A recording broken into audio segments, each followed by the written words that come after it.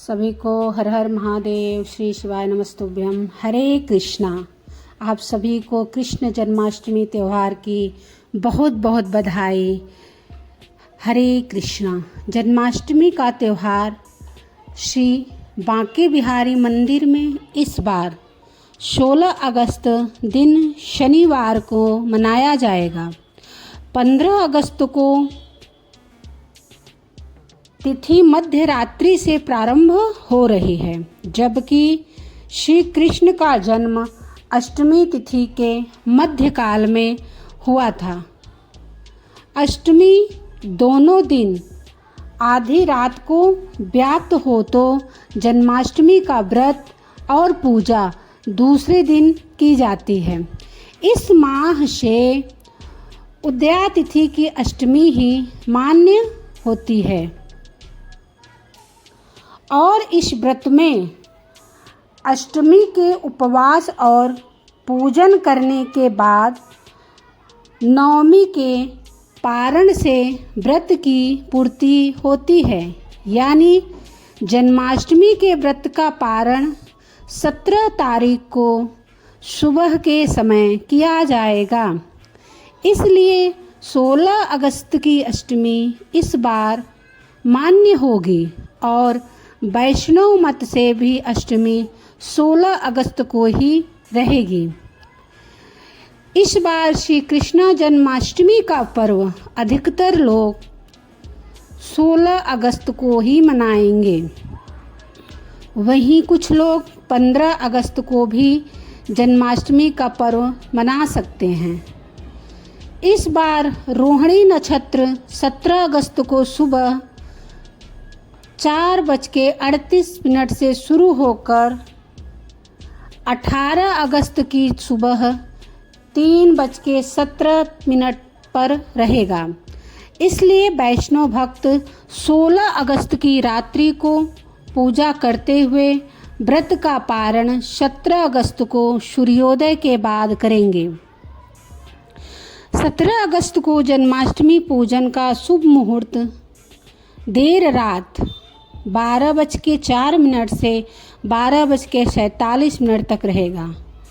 ऐसे में पूजा का कुल शुभ मुहूर्त लगभग 43 मिनट के लिए रहने वाला है।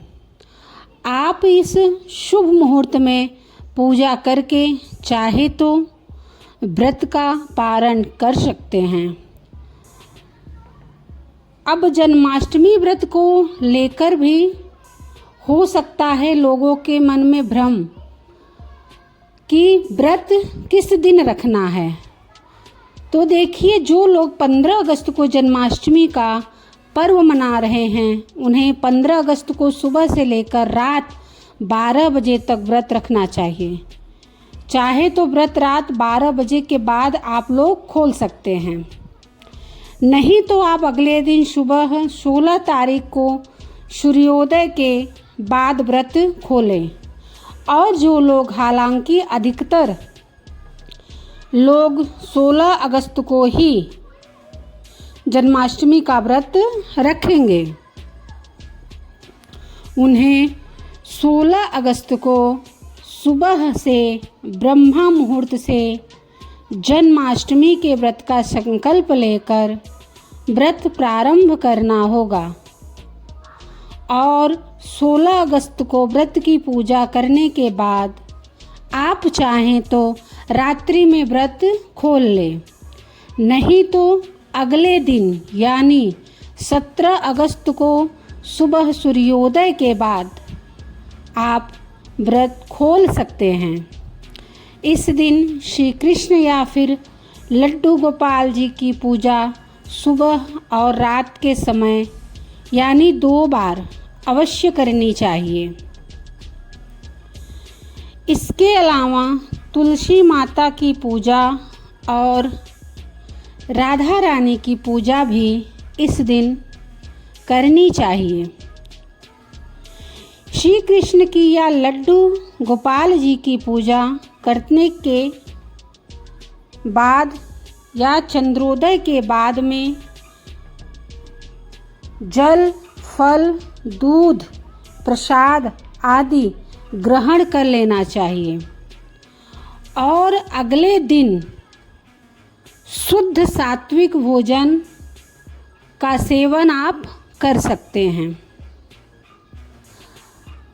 अगर व्रती महिलाओं या कन्याओं को जन्माष्टमी का व्रत रखते हुए पीरियड्स हो जाएं तो ऐसे में आप मानसिक पूजा करके या मानसिक भाव से श्री कृष्ण का लड्डू गोपाल जी का श्रृंगार स्नान, उन्हें पालने में झूला झुलाने का मानसिक भाव भी करके आप व्रत जितना ही पुण्य प्राप्त कर सकते हैं।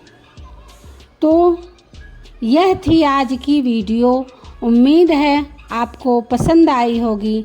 जानकारी अच्छी लगे तो वीडियो को लाइक ज़रूर कीजिएगा। आप सभी को जन्माष्टमी की ढेरों शुभकामनाएं। कान्हा जी आप सबको बहुत सारी खुशियां दें। सभी को राधे राधे, हरे कृष्णा।